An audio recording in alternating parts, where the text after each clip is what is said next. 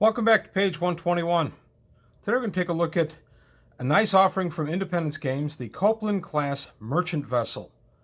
These are in Earth sector.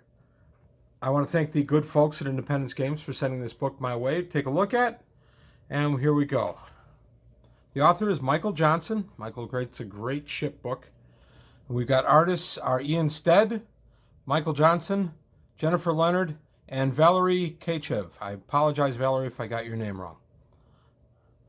And we're just going to take a quick look through this guy. I love the Independence Games stuff. It's got great imagination to it. It's got nice little color and detail in the writing that I've always enjoyed. And this book is no exception. The Copeline class merchant vessel is the first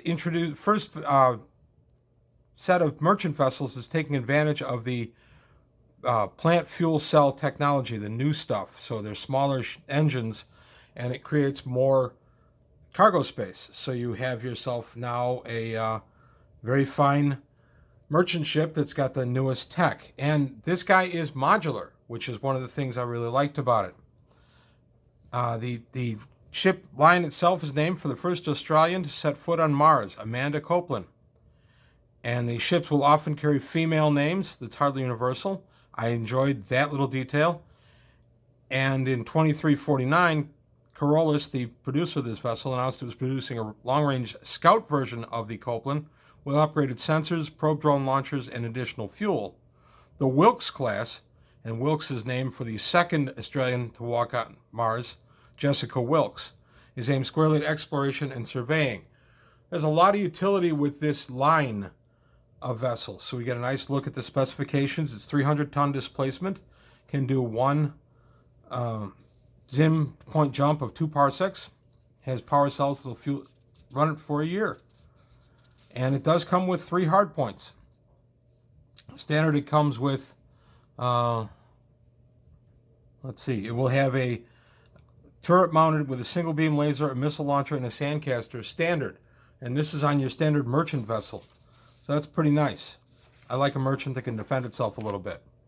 And then we get some nice look at the upper and lower deck, but then we get a look at the specialization module, the port module and the starboard module.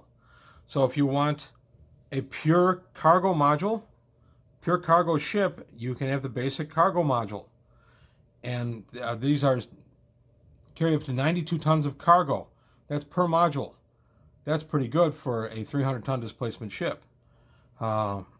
And it's got easy access doors and such. Or you can multitask it and do cargo and passenger multi-module, where you can have cargo on one side, passengers on the other.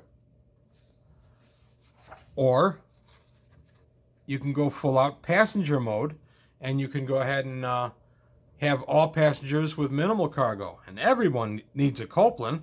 I love little ads like that. Anything that takes you into the universe I really like. We got to look at the ship's vehicle, which is a nice little aircraft type vehicle. We got to look at the ship's locker, which I always appreciate in any kind of ship book. We got to look at a woman unpacking a crate of little gewgaws. These are little things that maybe are for sale to the passengers aboard the ship as little keepsakes, mementos. Again, I love that kind of stuff in a book like this. And then we got to look at the Wilkes class long-range scout. And this is based on the same essential frame, but it is purely a vessel designed for exploration, and it's got a ship's fast launch. It's a 20-ton launch. Now we got to look at, that's the fast launch itself. Then we got to look at how the modules are set in the ship. Hopefully it never does this while you're in space. That would be bad. But no, it's just an exploded view to show how they would work. And then we get a top-down look at all of it, and then some side views of multiple versions of the ship. All this very immersive. And then we get a look at the Copeline class merchant vessel. And for your crew, for just pure merchant, would be 6 crew staying in 6 staterooms, and you could still carry up to 4 passengers, and 4 staterooms or you could still carry up to 8 passengers in 4 staterooms. So you can still make some extra money with your passengers that way. And there's a nice top-down deck plan of the Copeline merchant class, just strictly as a merchant. Okay, and then We get a nice other little in-universe picture. I wouldn't be standing this close to this thing unless it's a lot less harmful than it looks. And then we get a look at the merchant vessel converted to passenger cargo. So you've got passengers on one side, you've got cargo on the other. And in this iteration, you have to have a crew of 10 staying in 6 staterooms because you have some folks who have steward abilities, skills rather, and medical. And you can still carry 24 passengers, 20 mid, and 4 high passengers in 14 staterooms, the mids being double occupancy. I imagine the highs could be double too. So you could probably pack in a few more depending on if people were traveling as couples or what have you. And then we get another look. It's just another look at the merchant passenger ship. Nice external artwork. I love this kind of stuff in these books. I love it. And then we get the passenger ship, strictly passengers all the way around. And for this, you need a crew of 10 in 6 staterooms, or 12 rather. Oh no, 10. And then you have 44 mid passage, so you'd have 44 people mid and 4 high passage in 26 staterooms. So there you have it. You can travel all passengers, whatever you want to do with it. And now we'll take a look at the Wilkes class long range scout. For this, you need a crew of 6. You can have 4 specialists in 4 staterooms. If somehow you had an ability to take passengers, you could. And then we're going to look at the Wilkes long range scout. This is built in the same frame and is air quote modular, on air quote, but is not nearly as modular or versatile as the Copeline. But it's still basically the same frame, same ship.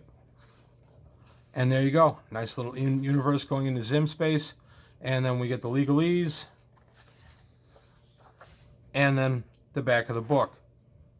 Nice little book. I love these little ship books. These add so much flavor to your game. You just pull the book out and you can show the players exactly what it is they're seeing. I find that so helpful when I'm GMing. And I GM a group of players who like playing space games but don't read the stuff like I do, or really much of it at all. They'll do some reading assignments if I give them to them to prep them for a game. My guys are actually pretty tolerant with that. For any game that I'm doing, if sometimes I'll just say, hey, you need to read this. As long as I make it available to them, loan the book or whatever, they will read it over and then we'll talk about it a little bit so that they're a little more conversant when they sit down to play. So this kind of book is invaluable for that sort of gaming.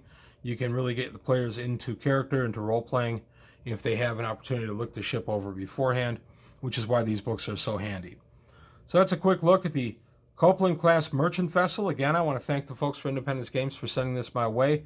I really love this series of ship books that they've done. I'm so happy to have these in my library, and I recommend it completely. So let me know what you think. Leave some comments below. Let me know if what enjoyment you've had out of these books. Take a look at the Patreon if you could help me out there. And thanks for spending time with me on page 121. I'll see you next time.